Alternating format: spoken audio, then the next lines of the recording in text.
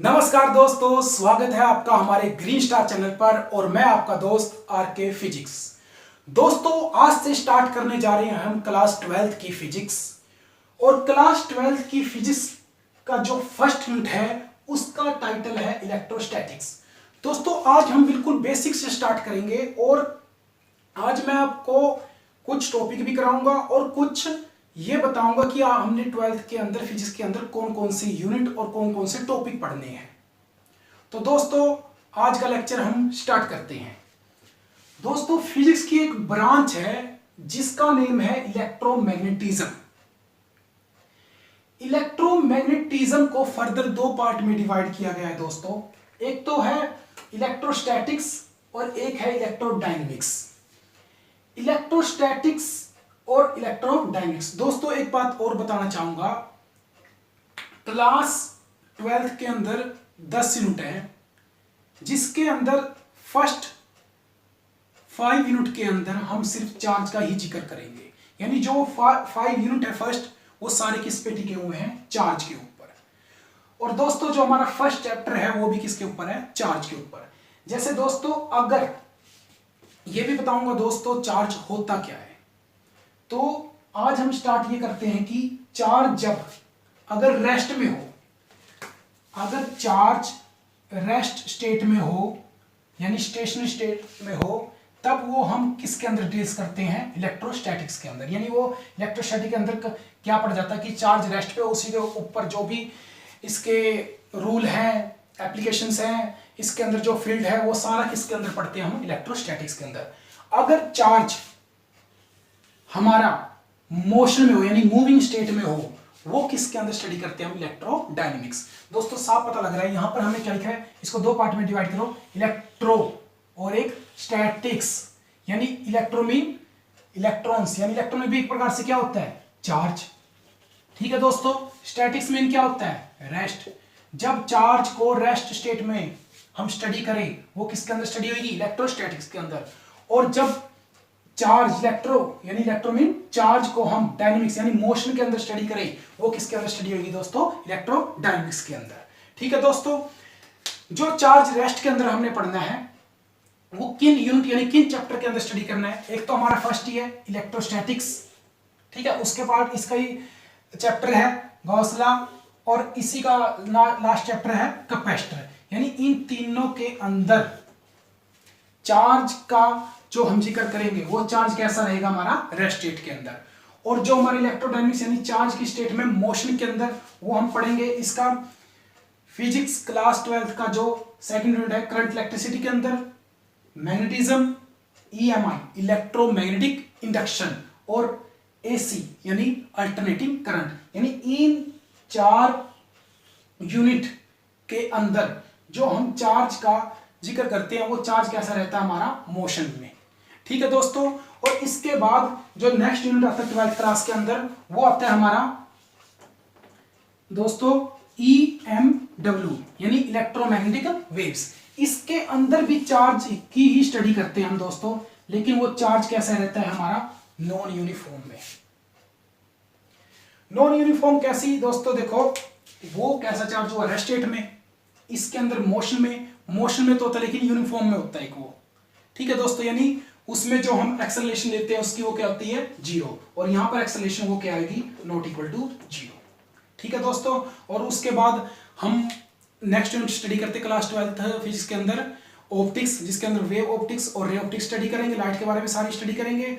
और लास्ट है जो हमारी मॉडर्न फिजिक्स, उसके अंदर कुछ 2-3 यूनिट है, चैप्टर हैं, उनका जिक्र हम करते हैं। तो दोस्तों, आज हम स्टार्ट करते हैं अपना फर्स्ट चैप्टर इलेक्ट्रोस्टैटिक्स। दोस्तों, स्टार्ट करने जा रहे हैं हम फर्स्ट यूनिट का फर्स्ट चैप्टर, जिसका टाइटल है इलेक्ट्रिक चार्जेस एंड फील्ड। और इसका दूसरा चैप्टर है जिसका नेम है इलेक्ट्रिक पोटेंशियल एंड कैपेसिटेंस। दोस्तों, आज के लेक्चर में फर्स्ट चैप्टर के हम 4 टॉपिक पढ़ेंगे। इलेक्ट्रिक चार्जेस, उसकी बेसिक प्रॉपर्टीज, और एक मेथड है चार्जिंग जिसके थ्रू हम एक बॉडी को दूसरी बॉडी को चार्ज कर सकते हैं। और लास्ट आज के लेक्चर में हम पढ़ेंगे कॉलम्स लॉ।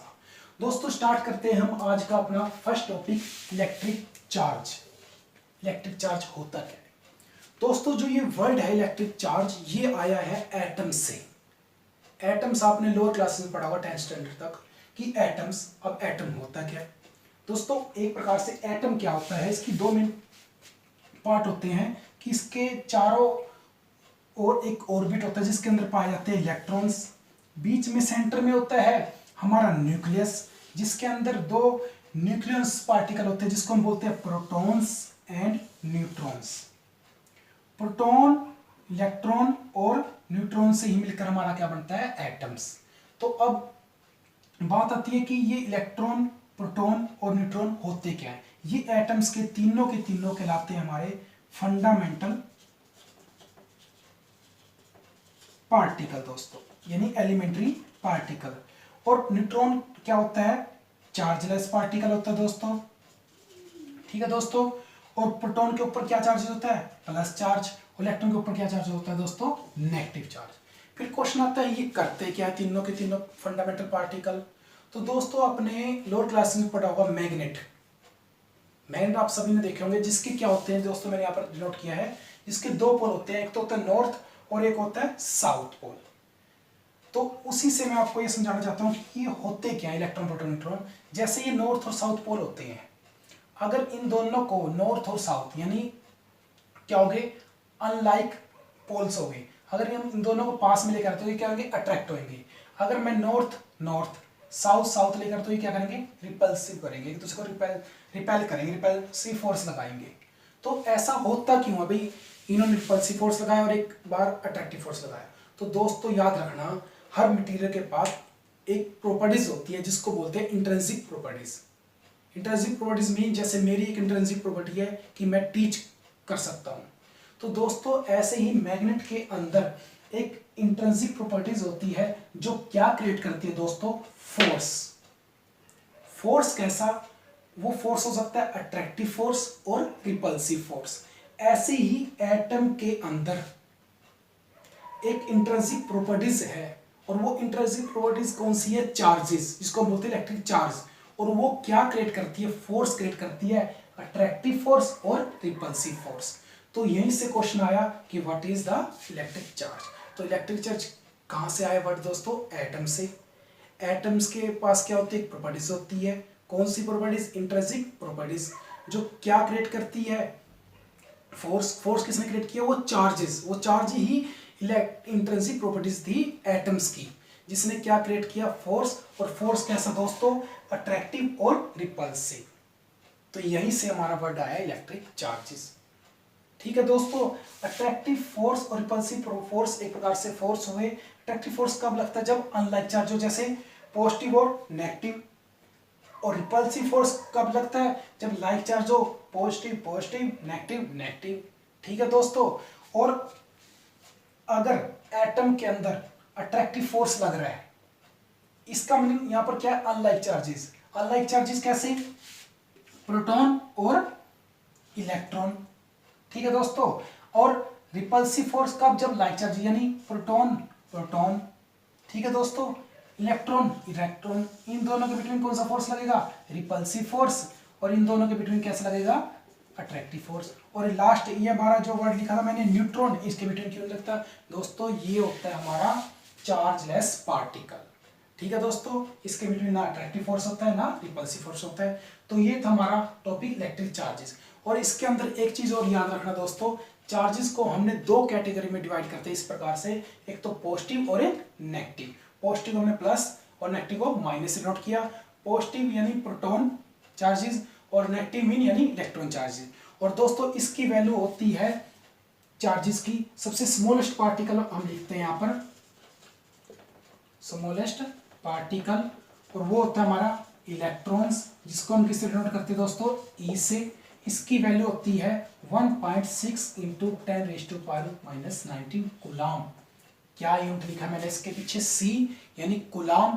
कूलाम किसका यूनिट हो गया दोस्तों, इलेक्ट्रॉन्स का, यानी इलेक्ट्रिक चार्जेस का। इलेक्ट्रिक चार्जेस का यूनिट क्या होता है, कूलाम, ठीक है दोस्तों। और यहाँ पर मैंने वैल्यू लिखी है जो चार्जेस की, जो मैं बता रहा हूँ। अगर मैंने आगे प्लस लगाया तो ये किसकी वैल्यू हुई, प्रोटॉन की, क्योंकि इसके ऊपर क्या चार्ज होता है, प्लस। अगर मैंने माइनस लगाया तो ये किसकी वैल्यू होगी दोस्तों, इलेक्ट्रॉन की। वैल्यू सेम है, न्यूमेरिकल वैल्यू 1.6 इंटू 10⁻⁻19 कूलाम। यहाँ पर भी 1.6 इंटू 10⁻⁻19 कूलम। ठीक है दोस्तों, तो ये था हमारा फर्स्ट टॉपिक इलेक्ट्रिक चार्जेस। और दोस्तों नेक्स्ट टॉपिक है हमारा प्रॉपर्टीज ऑफ चार्ज। दोस्तों फर्स्ट जो इसकी प्रॉपर्टीज है कि like charge repel each other and unlike charge attract each other. Mean क्या, लाइक चार्ज, जैसे लाइक चार्ज मीन हो गया पॉजिटिव पॉजिटिव, ठीक है दोस्तों, और नेगेटिव नेगेटिव। तो ये दोनों अलग अलग सेम चार्ज हो गए, तो ये एक दूसरे को क्या करेंगे दोस्तों, रिपेल करेंगे। और दूसरा क्या क्या, अनलाइक चार्ज, जैसे पॉजिटिव नेगेटिव या फिर नेगेटिव पॉजिटिव, तो ये दूसरे को क्या करेंगे दोस्तों, अट्रैक्टिव। ठीक है दोस्तों, ये सिंपल सी प्रॉपर्टीज थी फर्स्ट। सेकंड है charge can not exist without material carrying it.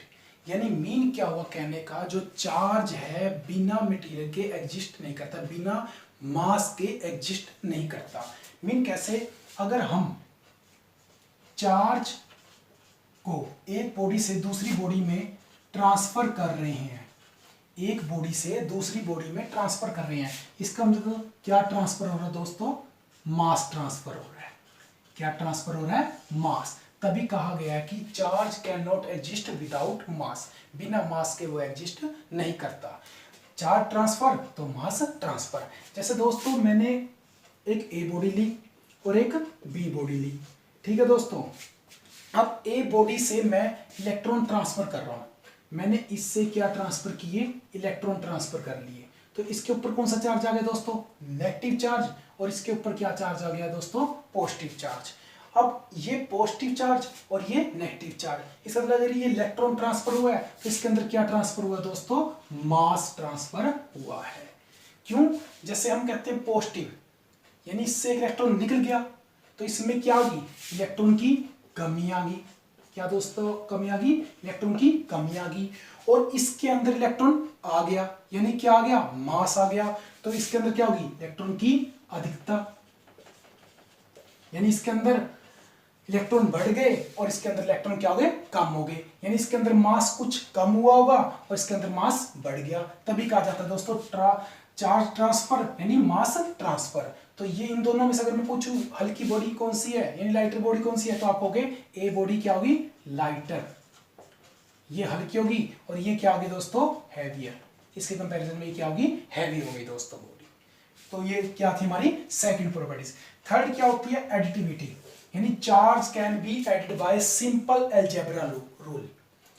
जो चार्ज को सिंपल स्पेक्टर ऐड सिंपल एक अलजेब्रा रूल से किया जा सकता है। ये कौन सी प्रॉपर्टीज की एडिटिविटी, बड़ी सिंपल थी दोस्तों। और फोर्थ है बड़ी वेरी इंपॉर्टेंट, बहुत ज्यादा इंपॉर्टेंट है दोस्तों, क्वांटाइजेशन ऑफ चार्ज। तो ध्यान से सुनिएगा, क्वांटाइजेशन ऑफ चार्ज। तो दोस्तों इसको मैं क्वांटाइजेशन को आपको बताना चाहूंगा, मीनिंग होता है एक प्रकार से कंटिन्यूटी। ये याद रखो जो मैंने वर्ड बोला है, continuity of charge. Quantization of charge का मीनिंग क्या हो गया, कंटिन्यूटी ऑफ चार्ज। कैसे दोस्तों, वैसे इसकी डेफिनेशन है कि it is always integral multiple of charge on one electron यानी फंडामेंटल चार्ज, हमारा फंडामेंटल पार्टिकल होता है एटम का। दोस्तों मीन क्या हुआ, जैसे मैं आपको बता रहा हूँ कंटिन्यूटी, डेफिनेशन आपने पढ़ ली कि जैसे हमारे पास एक बॉडी है, उसके अंदर एक इलेक्ट्रॉन है, ठीक है दोस्तों। तो मैं क्या कहूंगा, चार्ज को कैसे डिफाइन करूं, चार्ज को वैसे डिनोट करते हैं हम क्यू से या फिर स्मॉल क्यू से। तो मैं कहूंगा कि इसके अंदर एक इलेक्ट्रॉन है, यानी वहां पर क्या हुआ, एक इलेक्ट्रॉन हुआ। चार्ज हमारा कैसे डिनोट करेंगे, वहां पर क्या हुआ, एक इलेक्ट्रॉन, यानी चार्ज क्या हो गया, इलेक्ट्रॉन हो गया एक। अगर मैं कहता हूं दो इलेक्ट्रॉन है तो आप कहोगे चार्ज कितना होगा इसके अंदर, 2 इलेक्ट्रॉन। अगर मैं कहता हूं 3 इलेक्ट्रॉन आ गए इसके अंदर, कितने दोस्तों आ गए, 3 इलेक्ट्रॉन, तो हम क्या कहेंगे, क्या इक्वल टू 3 इलेक्ट्रॉन, यानी चार्ज कितना हो गया, 3 इलेक्ट्रॉन। तो ये क्या हो रहा है, कंटिन्यूटी 1 2 3 4 5। तो यही तो कहा गया कि it is always integral multiple of charge on one electron. अगर इसके अंदर n नंबर ऑफ इलेक्ट्रॉन्स हो जाए, कितने, n नंबर ऑफ इलेक्ट्रॉन, तो आप क्या लिखेंगे, क्या इक्वल टू n इंटू ई। यानी यहीं से दोस्तों हमारे पास एक फार्मूला आ गया। फर्स्ट चैप्टर के अंदर हमारा फर्स्ट फार्मूला है Q equal to n into e, और वो चार्ज की कौन सी प्रॉपर्टी से, क्वांटाइजेशन ऑफ चार्ज। तो आपको क्लियर हो गया होगा दोस्तों कि Q equal to n into e. तो क्या लिखा मैंने, Q equal to n into e. ठीक है दोस्तों, यही क्या हो गया, charge is the integral multiple of the electron. क्या हो गया हमारे पास, चार्ज, ये हो गया इंटीग्रल मल्टीपल, कुछ वैल्यू यानी क्या हो सकता है ये 1 2 3 4 5। ठीक है दोस्तों, और ये क्या हो गया, चार्ज ऑफ इलेक्ट्रॉन, जिसकी आपको वैल्यू पता ही है 1.6 इंटू 10⁻⁻19 कूलम। ठीक है दोस्तों, ये थी हमारी फोर्थ प्रॉपर्टी। और दोस्तों नेक्स्ट फिफ्थ प्रॉपर्टीज है हमारी, चार्ज इज इनवेरिएंट। यानी इनवेरिएंट यानी ये वेरी नहीं करता, it does not depend upon the motion of body और ऑब्जर्वर। मीन कैसे, जैसे मैंने कह दिया ये कोई बॉडी है और इसके ऊपर कोई चार्ज है, ये मोशन के अंदर है। कैसी है ये, मोशन के अंदर, तो चार्ज हमेशा क्या रहेगा, इनवेरिएंट रहेगा, यानी ये वेरी नहीं करेगा। और नेक्स्ट प्रॉपर्टीज है हमारी, ये भी वेरी इंपॉर्टेंट है। जैसे दोस्तों fourth properties quantization of charge important है, वैसे ये हमारी सिक्स्थ प्रॉपर्टी ज्यादा इंपॉर्टेंट है। दो प्रॉपर्टीज ज्यादा इंपॉर्टेंट है, सिक्स्थ है, टोटल 6 प्रॉपर्टीज है और दो इंपॉर्टेंट है, एक तो क्वांटाइजेशन ऑफ चार्ज और एक sixth properties conservation of charge.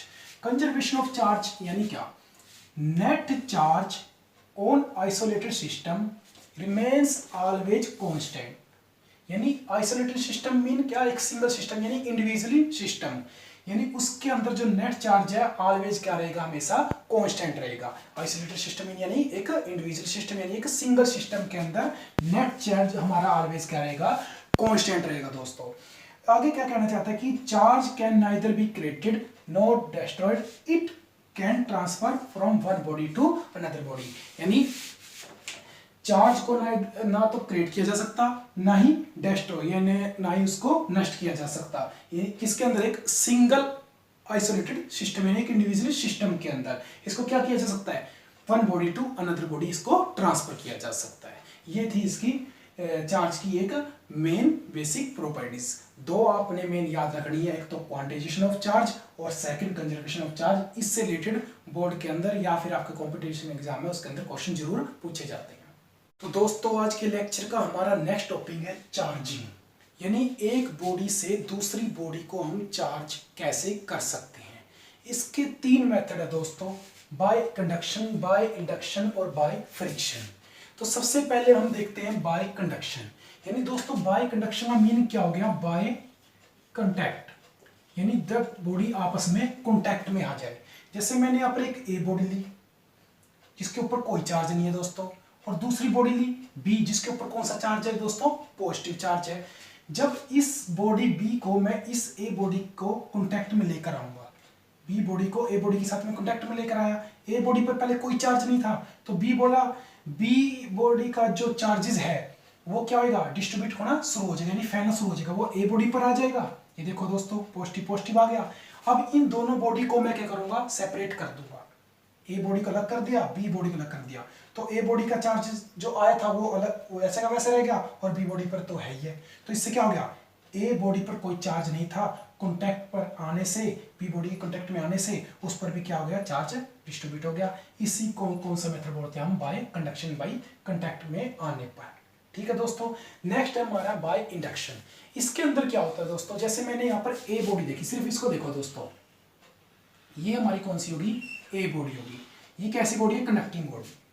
इसके पास में मैंने एक और बॉडी रख दी, बी बॉडी, ये भी कैसी है, कंडक्टिंग बॉडी।